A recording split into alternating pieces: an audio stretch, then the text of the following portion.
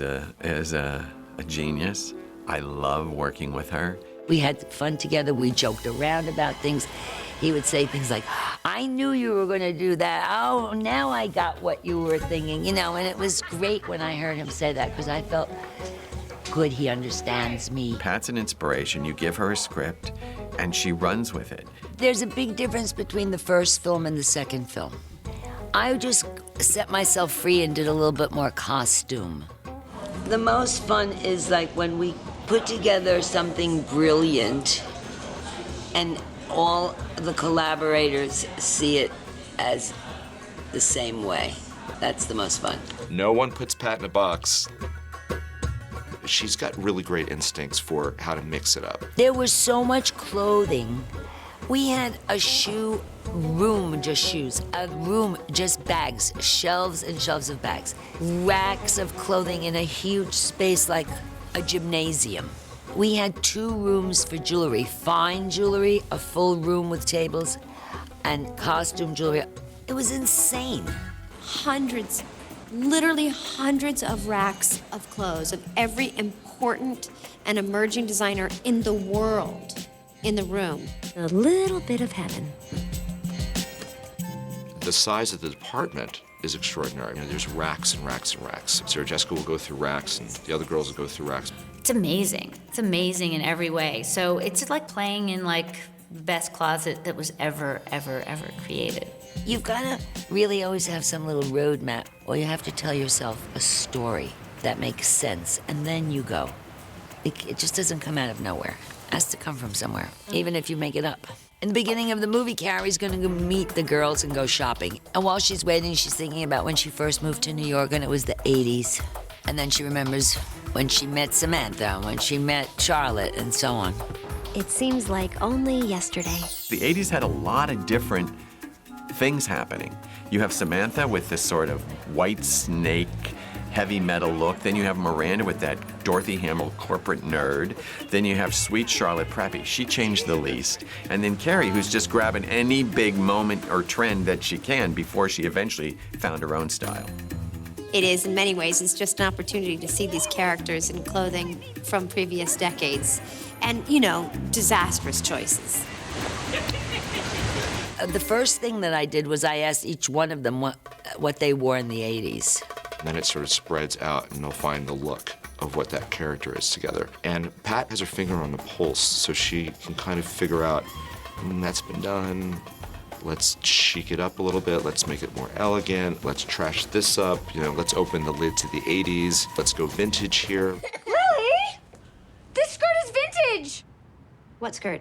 It's the cream Valentino! Oh, sweetie, I'm so sorry. When you see Carrie in the 80s flashback, early, the first day she arrived in New York, she's carrying a really bad piece of luggage on one of those bad metal things with one of those bungee cords. She's got a plastic bag with a bunch of shit thrown in it. She arrives in New York and she's dressed, you know, in a Flashdance outfit like we all were victims of wearing at one point or another. To me, she was, back then, the most, let's say, classic of the 80s. For me to see, you know, the stylish Carrie Bradshaw in a Flashdance or a Madonna outfit is just like a wink to the fact that we all have a past. And look, remember when you had that bad haircut, all you Mirandas out there, and Samantha with the acid hair? It was really a crazy fashion time and was like leaping into all of these colors and fads after being so real in the 60s and 70s. People were kind of jumping towards things that were fantastical and loud and kind of crazy. Fight me! 5 plates are yours! I remember being very inspired by Jane Fonda, not just by her work, but her workout. So I remember a lot of sort of bandanas and off one shoulder. Miranda was really ill-dressed. You know, some unattractive suit that you would buy in a moderate store, you know, because she was just first starting out. With Miranda specifically, with her whole look, we wanted to go far enough that it would be funny. All the do's and don'ts. Charlotte was a preppy. Not that far away from Charlotte now. It was like flashing back. because all of us were there in New York in the 80s, in one form or another. They weren't always Cosmo-sipping, Manolo-wearing stylists, and so it's fun to see where everybody starts. And so we went a little bit back in the past to see how these girls evolved to who they are now. Come on, you knew when you married me I was more Coco Chanel than Coco Van. This is Carrie's tux, yeah? Yeah, and it fits her like a dream. Gorgeous. So pretty. Michael Patrick wanted Sarah Jessica to wear a tuxedo because she was the best man. How's my tie? How's my tie? Wow. She wore a Dior tuxedo. It's the men's construction, men's suit, but they make for women as well. So, like, that's the smallest tuxedo Dior ever made. The hat.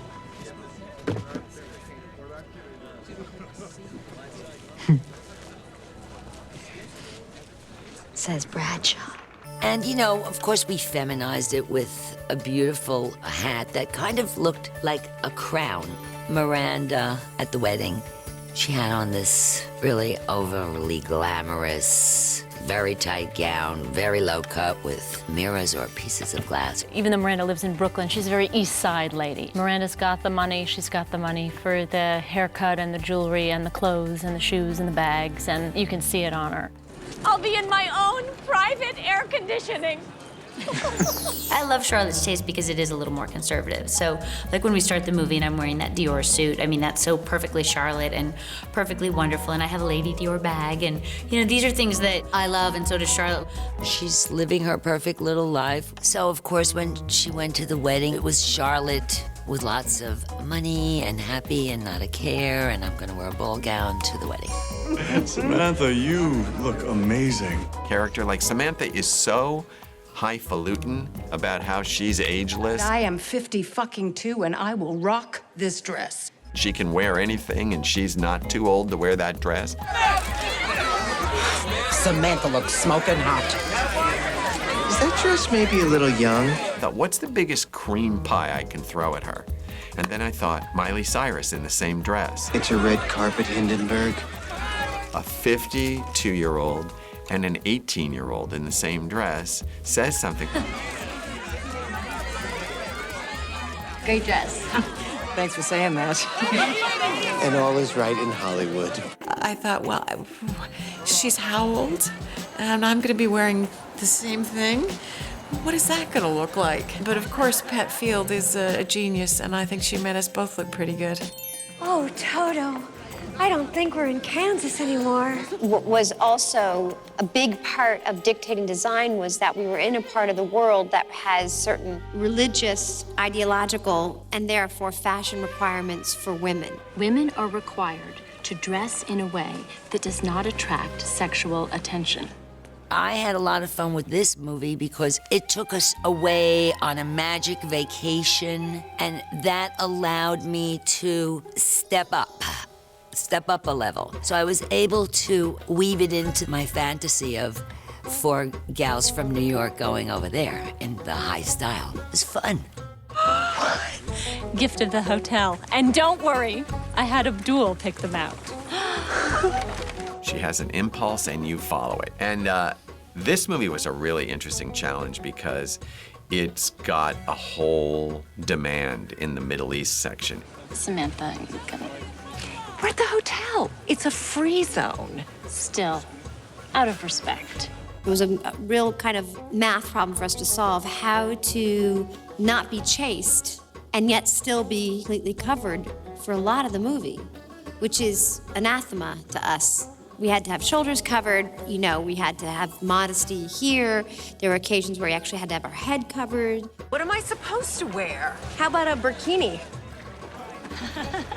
Yeah, they have them at the gift shop. Pat would say, I have to show the shoulders. So she started to invent all those shoulder capes and shawls tied around. I need you to go shopping. We have to find me something for my date tonight, something sexy that doesn't show my tits, arms, or belly. Sexuality is very veiled, literally. And that was a bit of a surprise. But as you see in the film, underneath that, there are women, just like we are. And we're acting out this fantastical life that they, in some way, can relate to and understand and enjoy. We love the fashion. Mm-hmm.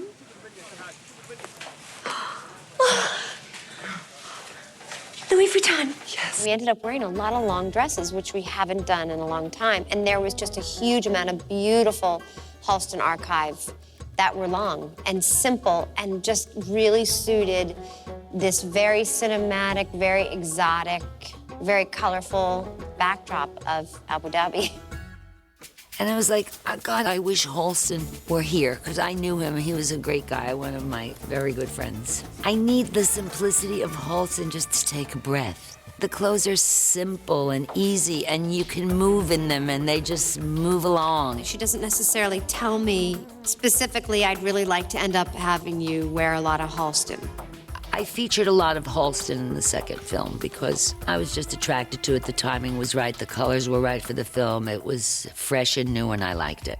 What generally can happen is I'll come in and I'll just literally start going through the racks. And so a lot of the stuff that I liked happened to be the Halston, completely unrelated to what Pat was thinking. A lot of it was vintage Halston, too, supplemented by this new Halston Heritage line, which is kind of a way of them sourcing their archives. Could we get another round of champagne? Okay. Okay. Shukran very much. Another round? You are fun in Abu Dhabi. I kind of found myself doing was like, well, who would Miranda, for example, be in the Middle East? Well, she would be sort of that Katharine Hepburn white lady. We had to still have our kind of fashion-forward sense, but have it be realistic, that we weren't dressed so provocatively that it would have been beyond the pale in the Middle East, particularly for my character, who really has done a lot of research and is very up on the social mores. Charlotte with her dark hair, I mean, I could get inspired by Cleopatra. She tried every which way to get me to cut Cleopatra bangs for the movie, and I just had to just hold steady against the Cleopatra bangs. If she had her way, I would be dressed as Cleopatra in every scene once we go on the trip. So I just have one big collar, because they're somewhat in the whole, statement necklaces. So I have a beautiful Chanel version. Shorts? I no longer care. I am going from here to a plane to America where legs are not the devil. Samantha is not linear. She just gets bigger and more crazy and outrageous. Crazy is in a good way, of course. I love so much that she put Samantha in off the shoulder, no shoulder, one strap. Lovely colors of beige, softness, less girlish and more womanly, but sexy and chic. I was in Egypt 10 years ago, and I went on a camel. I'm not really dressed to get on a camel. So, I got my camel riding outfit together 10 years ago. Would you ladies care to change in the Bedouin tent? Bedouin Bath and Beyond. And then 10 years later, I'm getting it together for the 4 gals. There's a couple of Pat originals that I love, but riding on the camel in the Sahara with that leather headdress that I had on and spreading my arms out with Sarah in front, feeling like we were flying. It was just so much fun. And a friend of mine, years before, had made me this beautiful hat. It was a leather hat, and it had a side panel, and it was sort of a cap, the side curtain kind of thing. It was filled with grommets, so it was leather and metal. I asked him to make me one in white. In the end, Samantha wore it. Oh. So it was fun to see that hat on a camel a second time in its second life. We made a deal ages ago. Men, babies, doesn't matter. We're soulmates. It was the perfect end to a perfect day. These girls are all like, whatever, they're in their 40s. I'm sick about it. Whatever, they have money. They have a good life. Do tell. They're educated, they've worked. I can't be ready in an hour! They're, they're fine. I think that's basically how I like to see them. I like to see them fine. These women are these women. They don't change. They just evolve, like we all do.